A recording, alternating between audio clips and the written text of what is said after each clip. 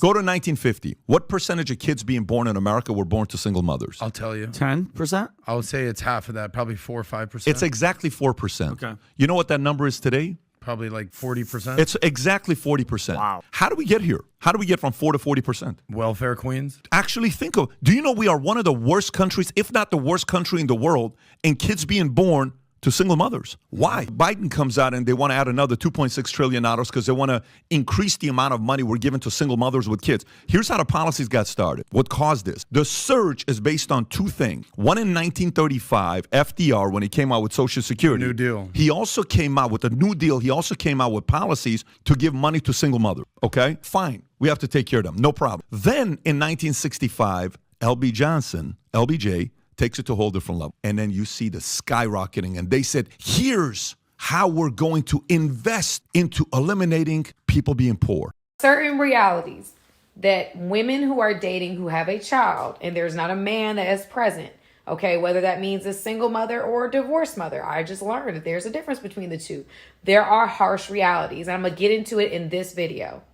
Number one, it is limited options, okay? A lot of men don't prefer to date women with children. It's just, or even with a child. It's just the reality of it. So we have to be mindful of the fact that our options are limited.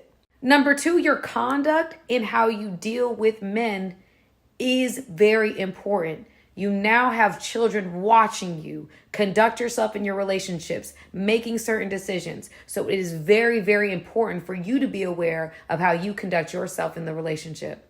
Because there's a child that's present, you have to be very, very careful about the men that you bring around your children. I mean, that is number one. You have to be more careful than you've ever been about who you choose to bring into your life.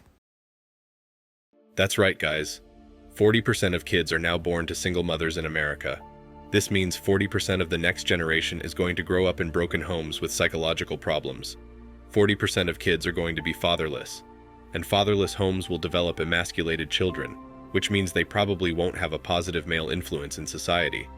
That itself should tell you why what's currently happening in the West is taking place. It's fuel for the woke who defy tradition and encourage degeneration. It's simple. Nobody knows what marriage really is anymore. Women don't. You can never 100% pick the right person, but women choose douchebag chads all the time. Also, there are going to be very rough times. There could be years when you're not happy, and times you may dislike your other half. Too bad. Disney fairy tale ideas of marriage have ruined it for those of us who know there will be tough times, but would never give up, and would never leave because of how we feel at any given moment. What kind of wife would you be if your husband got hurt badly and you bailed on him because you're not happy, or have to be selfless, or because he can no longer buy you things? A real woman puts her husband and family before herself, period. If you do not, you're not a woman worth marriage. Loyalty is huge. Life is not supposed to be happy all the time. Thinking that way is ignorant. The key word here is single mothers, meaning a man indeed said yes. The truth is, she rejected that man who said yes, thinking she could do better, or completely misjudged the character of the man she chose to have a child with. While there is human scum out there, women need to start taking accountability for their own adult decisions, rather than broadly painting the majority of men as scum. This just goes to show the lack of accountability that women have in life, and how they refuse to be accountable for the consequences of their decisions. I don't understand why it's hard to accept the fact that you have to be accountable for your choices in life. Because I know that they empower people to love themselves, right? And one of the first parts to start doing that is accepting what you did wrong, and then start fixing that, you know? It seems like they just disagree to disagree. If we look at relationships closely, they are all about power struggles. Women tend to use the notions of love to keep men in their control. Having kids with these women allows them to use men's resources more openly and to their advantage. And women are very shady when it comes to their resources. I have yet to meet a woman who is generous with what she earns or has inherited. And yet, they expect men to work hard all their lives and just hand over the money to these women who only occasionally spread their legs apart for them in order to keep these men hooked to them. Men are now realizing this and not giving in to this manipulation as much as they used to in the past. Men have had enough of the tests and the games and have been burnt far too often to know what women truly want. Yet some men are still far from this, which is why women continue doing this even today. Simps who don't have strong willpower are easily seduced because women find out their weaknesses and exploit them. A woman who's really great in bed will always be a weakness for weak men. Men need to realize that the hour of pleasure they have in the bedroom is not unconditional. The woman you're dating or are supposed to marry is only doing that so she can get your resources in the long term to finance her life and fuel her material and societal wants. She's using you for the social value of being married to someone stable, to make a network of friends or potential future suitable partners in case this goes wrong, and to have access to funds that allow her decent food, designer handbags, and vehicles. You can tell a lot about a woman from her past. Nothing could be worse for a child than for its mother to divorce one of its parents and fail to offer a nurturing, secure, and safe home for the child. At the most fundamental level, they have already failed.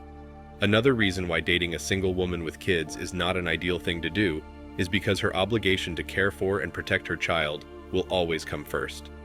So, there is no incentive to get into a relationship with such a woman.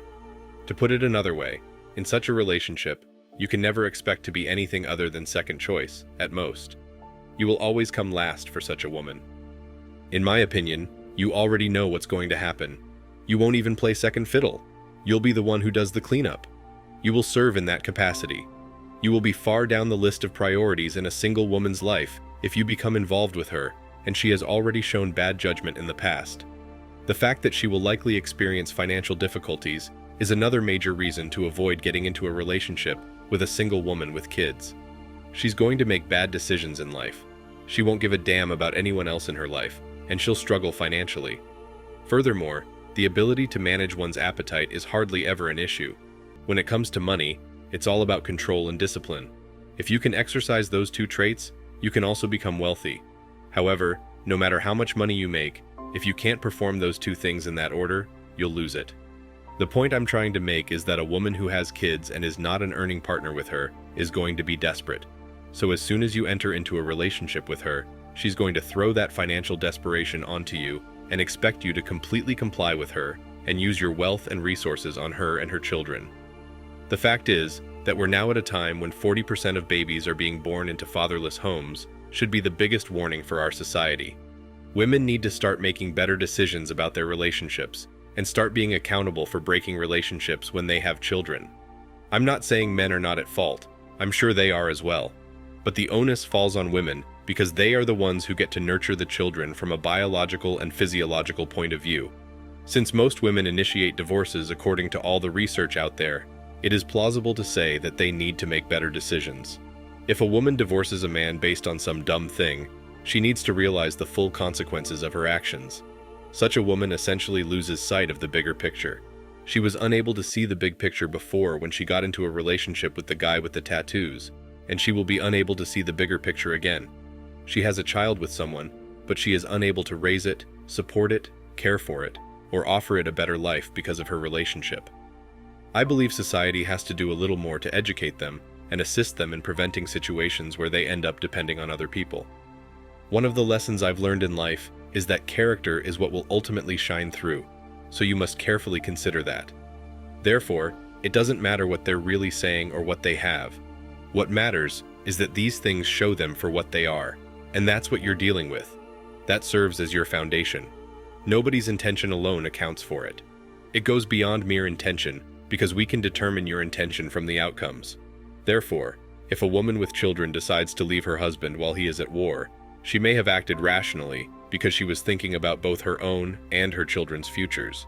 But if she decides to not be with someone who is more than capable of providing for her, who respects her, likes her, and wants to spend his life providing for her, being a caring husband and a loving father, then that's not her being rational. That's her trying to fulfill her long-lost wishes of being with a bad boy who might give her an adrenaline rush for some time, but who will never be able to provide for her. Women need to wake up and make amends.